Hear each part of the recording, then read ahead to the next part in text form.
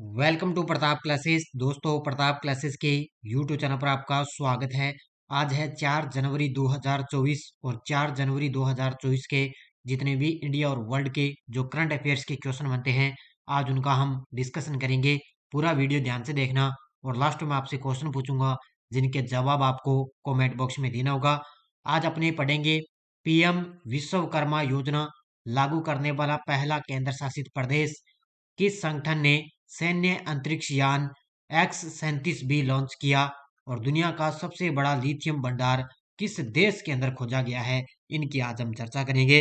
तो पूरे latest news के साथ डेली आपको रोज सुबह 7 बजे ये करंट की क्लास मिलेगी और मिलती ही रहेगी। तो सारे विद्यार्थी एक बार वीडियो को लाइक शेयर करेंगे। सभी साथियों को गुड मॉर्निंग। और सबसे पहले हम कल के क्वेश्चनों को रिवाइज कर लेते हैं। देखिए, हाल ही में पीएम मोदी ने अयोध्या में कितनी नई अमृत भारत और कितनी वंदे भारत ट्रेनों का उद्घाटन किया?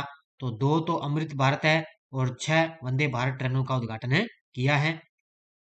राजस्थान में भारत और किस देश के बीच संयुक्त सैन्य अभ्यास डेजर्ट साइक्लोन 2023 शुरू हुआ? ये हुआ है भारत और यूएई के बीच। एडिनबर्ग में आयोजित 2023 स्कॉटिश जूनियर ओपन अंडर 19 का खिताब किसने जीता? अनाहत सिंह ने। और हाल ही में डोंग जून किस देश के नए रक्षा मंत्री बने? तो ये बन चुके हैं चीन देश के। किस राज्य की पिंकी बेटी बचाओ बेटी पढ़ाओ की ब्रांड एम्बेसडर बनी? यह है उत्तर प्रदेश की। सार्वजनिक क्षेत्र की इंडियन ऑयल कॉरपोरेशन की नई निदेशक कौन बनी? तो ये बनी है रश्मि गोविल। देश का पहला कन्या सैनिक स्कूल किस शहर में खोला गया? तो ये वृंदावन उत्तर प्रदेश में। हाल ही में चर्चा में रहे ड्रिलिंग जहाज मंगजियांग का संबंध किस देश से है? तो ये है इसका चीन देश से। 1 जनवरी 2024 को डीआरडीओ ने अपना कौन सा स्थापना दिवस मनाया? तो 66वां। और किस राज्य ने सबसे बड़े सूर्य नमस्कार कार्यक्रम के साथ गिनीज वर्ल्ड रिकॉर्ड बनाया? तो ये बनाया है गुजरात राज्य ने। ये थे कल के क्वेश्चनों का रिवाइज हमने कर लिया। और जो ये रिवाइज क्वेश्चन मैं आपको करवाता हूँ, ये रोज शाम आपको टेलीग्राम पर मिल जाते हैं। तो टेलीग्राम ग्रुप को आप ज्वाइन कर देना। वीडियो के डिस्क्रिप्शन में भी टेलीग्राम का लिंक है, या आप टेलीग्राम पे प्रताप क्लासेस सर्च करोगे तो हमारे टेलीग्राम ग्रुप को ज्वाइन कर सकते हो। इसके अलावा हमारे प्रताप क्लासेस ऐप के अंदर एनसीईआरटी बुक की टेस्ट सीरीज चल रही है, ठीक है। और यूट्यूब पर व्याख्या आपको मिल रही है, जनरल साइंस की टेस्ट सीरीज। और इसके अलावा सूचना साइंस की टेस्ट सीरीज चल रही है। और इसकी व्याख्या भी जो है यूट्यूब पर क्लास में मैं आपको लगातार दे रहा हूँ। सूचना सहायक के लिए राजस्थान पुलिस कांस्टेबल की चल रही है और आरपीएससी आरएसएम द्वारा पूछे गए ओल्ड क्वेश्चनों की टेस्ट सीरीज चल रही है। और इसके अलावा हमने एक नई टेस्ट सीरीज लॉन्च कर दी है, भारतीय राज्य व्यवस्था इंडियन पॉलिटी संपूर्ण टॉपिक पर आधारित ऑनलाइन टेस्ट सीरीज है। इसका पहला टेस्ट आपको मिल चुका है ऐप के अंदर। कोई भी साथी अगर भारतीय राज्य व्यवस्था ओनली पॉलिटिकल की टेस्ट सीरीज लेना चाहे तो ये स्कूल व्याख्याता वरिष्ठ अध्यापक है। इसके अलावा पीटीई है, राजस्थान पुलिस है, सीईटी है, रीट के लिए एग्जाम के लिए यहाँ से क्वेश्चन आपका एक भी बार नहीं जाएगा। तो वो कि आपको जो है जो राज्य की भारत की और राजस्थान दोनों की आपको यहाँ पर ऑनलाइन टेस्ट सीरीज मिलेगी। 100 रुपए के अंदर आपके लिए टेस्ट सीरीज लॉन्च की गई है। स्टार्ट करें आज की क्लास। एक बार सारे विद्यार्थी वीडियो को लाइक शेयर करेंगे। पहला क्वेश्चन देखो, हाल ही में पीएम विश्वकर्मा योजना लागू करने वाला पहला केंद्र शासित प्रदेश बना है। हाल ही में पीएम विश्वकर्मा योजना लागू करने वाला पहला केंद्र शासित प्रदेश बना है। अब आपको मैंने ये पहले पहले क्वेश्चन करवाया था, ध्यान रखना। इसको लॉन्च किया गया था 17 सितंबर 2023 को। कब है ये योजना ना? 17 सितंबर 2023 को लॉन्च हुई थी। और लगभग आपको मान के चलो 13,000 करोड़ है, 13,000 करोड़ रुपए की ये सरकारी जो स्कीम है, ये लोगों को मददगार करेगी। तो ये पीएम विश्वकर्मा योजना लागू करने वाला पहला केंद्र शासित प्रदेश बन गया, वो है जम्मू कश्मीर। कौन सा बन चुका है? जम्मू कश्मीर बन चुका है। जम्मू और कश्मीर ने पीएम विश्वकर्मा योजना यानी कि पीएमवीवाई को लागू करने वाला पहला केंद्र शासित प्रदेश यूटी बनकर कारीगरों और शिल्पकारों के अपने जीवंत समुदायों को सशक्त बनाने की दिशा में एक महत्वपूर्ण कदम उठाया है। तो ये क्या है? कारीगरों के लिए और शिल्पकारों के लिए। ये देखो तस्वीर में आप दोबारा देखो, यहाँ पर देखो कारीगर लगे हुए ना, शिल्प जैसे मटके बना रहे हैं, मिट्टी के ऐसे शिल्प है कारीगरों के लिए। ये देखो यहाँ पे मोदी जी भी बैठे हुए हैं। तो यहाँ पर उन्होंने क्या है, पीएम विश्वकर्मा योजना लागू करने वाला ऐसा पहला जम्मू जम्मू कश्मीर है, वो पहला केंद्र शासित प्रदेश बन गया। जम्मू कश्मीर में पीएमवीवाई की आधिकारिक शुरुआत हुई थी 2 जनवरी 2024 को। इसकी शुरुआत हुई थी जम्मू कश्मीर में। इस समारोह में दारजी शिल्प में विशेषज्ञता वाले 30 प्रशिक्षकों विश्वकर्मा के पहले बैच के लिए प्रशिक्षण कार्यक्रम की शुरुआत भी हो चुकी है। तो याद रखना, जम्मू कश्मीर पहला बन चुका है। हाल ही में किस संगठन ने सैन्य अंतरिक्ष यान X-37 भी लॉन्च किया है? हाल ही में किस संगठन ने सैन्य अंतरिक्ष यान X-37 भी लॉन्च किया? और ये लॉन्च किया स्पेस एक्स ने। Option number D. ये तस्वीर में आप देख सकते हो, ये स्पेस एक्स के द्वारा एक सैन्य अंतरिक्ष यान है जिसका नाम है X-37 और ये स्पेस एक्स के द्वारा इसको लॉन्च किया गया।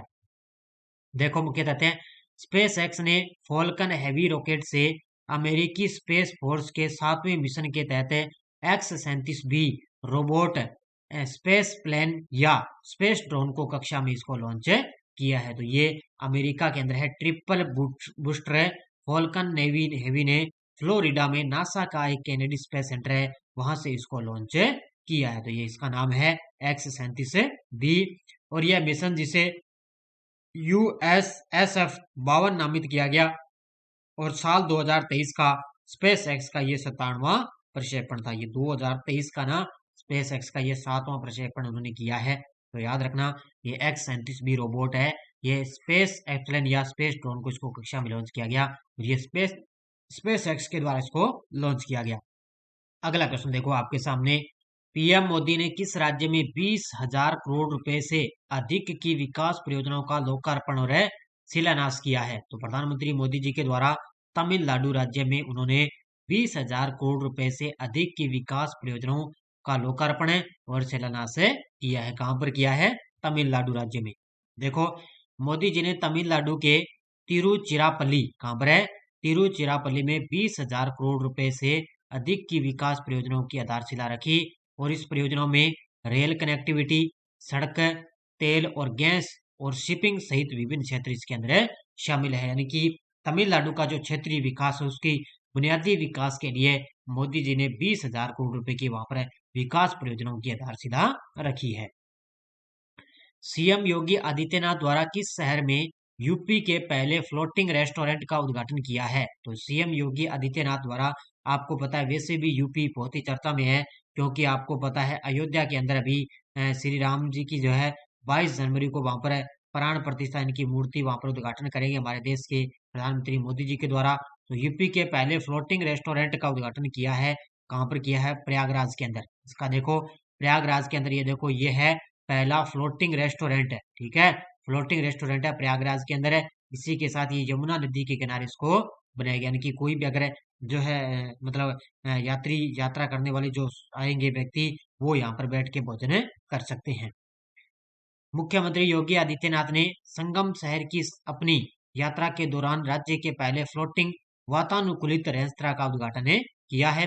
उत्तर प्रदेश राज्य पर्यटन विकास निगम UPSTDC द्वारा संबंधित रेस्तरां सुरम्य यमुना नदी पर आगंतुकों के लिए भोजन के अनुभव को पुनः परिभाषित ये करेगा और इसके अंदर एक ही समय में 40 आगंतुकों को समायोजित ये कर सकता है। इसमें क्या है, एक साथ है 40 जो आगंतुक है ना, वो इसके साथ एक साथ इसके समय बैठ कर भोजन कर सकते हैं। हाल ही में दुनिया का सबसे बड़ा 18 मिलियन टन लिथियम भंडार किस देश में खोजा गया है? हाल ही में दुनिया का सबसे बड़ा जो 18 मिलियन टन जो लिथियम के भंडार है वो किस देश के अंदर खोजे गए? ये खोजे गए अमेरिका के अंदर। कहां पर खोजे गए हैं? अमेरिका के अंदर ये लिथियम के भंडार खोजे गए हैं। देखो मुख्य तथ्य, अमेरिकी ऊर्जा विभाग ने कैलिफोर्निया के साल्टन सागर के नीचे, ये देखो तस्वीर में साल्टन सागर, ये देखो साल्टन सागर है, इसके नीचे क्या 18 मिलियन टन लिथियम का भंडार खोजा है। देखो मुख्य तथ्य, साल्टन सागर के नीचे दुनिया के सबसे बड़े लिथियम भंडार की खोज की जिसमें अनुमानित 18 मिलियन टन इसके अंदर लिथियम है। साल्टन सागर क्षेत्र में कुल संसाधनों से 3400 किलो टन से अधिक लिथियम का उत्पादन यहाँ पर किया जा सकता है। यानी कि कुल संसाधनों से क्या यहाँ पर 3400 किलो टन से अधिक लिथियम का उत्पादन किया जा सकता है। ये अमेरिकी ऊर्जा विभाग ने कैलिफोर्निया के साल्टन सागर में इसकी खोज की है। किस राज्य सरकार ने वृद्धावस्था पेंशन की आयु 60 से घटाकर 50 कर दी है? देखो आपको पता है अपने जो वृद्ध लोग होते हैं, वृद्ध व्यक्ति, अपने दादा दादी, उनकी पेंशन चलती है ना, जैसे उसी प्रकार है अभी झारखंड के सीएम है हेमंत सोरेन। कौन है? हेमंत सोरेन, झारखंड के सीएम। उन्होंने क्या वृद्धावस्था की जो पेंशन है ना वो 60 से घटाकर वो 50 इसकी आयु कर दी है। देखो, झारखंड के सीएम हैं हेमंत सोरेन ने बढ़ती वित्तीय सहायता के लिए आदिवासियों और दलितों को लक्ष्य करते हुए वृद्धावस्था पेंशन की आयु 60 से घटाकर 50 से कर दी है। तो इसकी किसके लिए किया है? उन्होंने क्या है कि बढ़ती जो वित्तीय सहायता के लिए क्या है, आदिवासियों और दलितों को उन्होंने ध्यान में रखते हुए इससे जो है वृद्धावस्था पेंशन है उसको 60 से घटाकर 50 इसको कर दिया। किसने? झारखंड के सीएम ने। हाल ही में आईएमएफ यानी कि अंतर्राष्ट्रीय मुद्रा कोष 11 जनवरी में किस देश के लिए 700 मिलियन डॉलर की बेल आउट किस्त जारी करेगा? तो ये करेगा पाकिस्तान के लिए। किसके लिए करेगा? यानी कि अंतर्राष्ट्रीय जो मुद्रा कोष है वो 11 जनवरी आने वाली है, उसके लिए पाकिस्तान के लिए 700 मिलियन डॉलर की बेल आउट किस्त है जारी करेगा। किसके लिए? पाकिस्तान के लिए। देखो, नकदी संकट से जूझ रहे पाकिस्तान को अंतर्राष्ट्रीय मुद्रा कोष है के कार्यकारी बोर्ड की 11 जनवरी को होने वाली बैठक में राहत पैकेज की अगली किस्त के रूप में 70 करोड़ डॉलर मिलने की उम्मीद है। तो इसमें क्या है, नकदी संकट से जूझ रहा है पाकिस्तान है, तो उसमें 70 करोड़ डॉलर उसको जो है अगली किस्त के रूप में उसको पैकेज मिलेगा। और देगा कौन? ये देगा अंतर्राष्ट्रीय मुद्रा कोष। किसको? पाकिस्तान को। हाल ही में फेलिक्स ततेशकेदी किस देश के राष्ट्रपति चुने गए हैं? हाल ही में फेलिक्स ततेशकेदी किस देश के नए राष्ट्रपति चुने गए? ये बन चुके हैं कांगो के। किसके बन चुके हैं? कांगो के नए राष्ट्रपति ये बन चुके हैं। बस आपको इतना याद रखना है, ठीक है।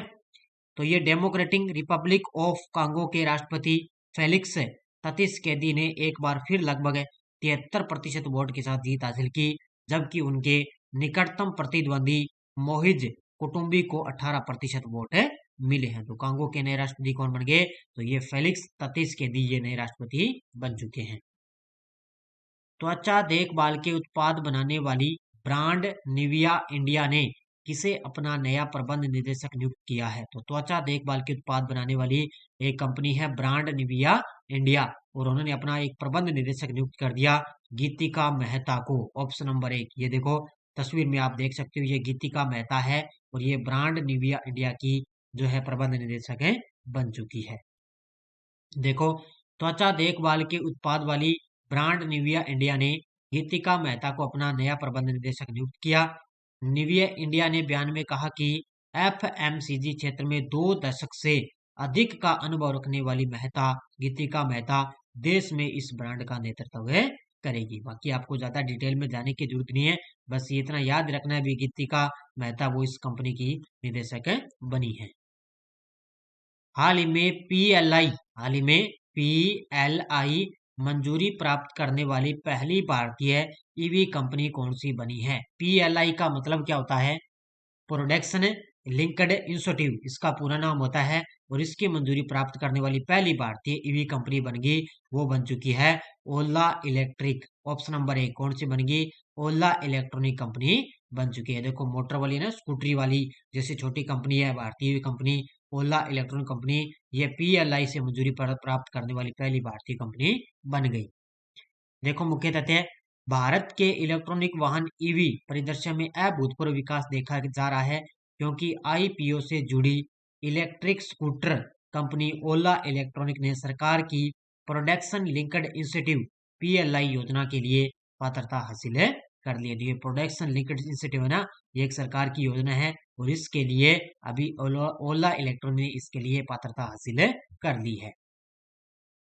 किस देश की सरकार ने विपक्षी नेता सुखदेव मिश्रा की प्रधानमंत्री के रूप में नियुक्ति की है? किस देश की सरकार ने ये की है? चाड की सरकार ने। ऑप्शन नंबर डी, किसने?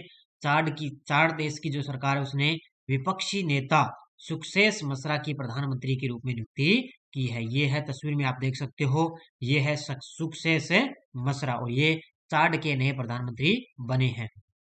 देखो, चाड की सरकार ने पूर्व विपक्षी नेता सुखदेव मिश्रा को चाड का प्रधानमंत्री नियुक्त करके नागरिक शासन स्थापित करने की दिशा में एक महत्वपूर्ण कदम उठाया है। तो इतना याद रखना है आपको।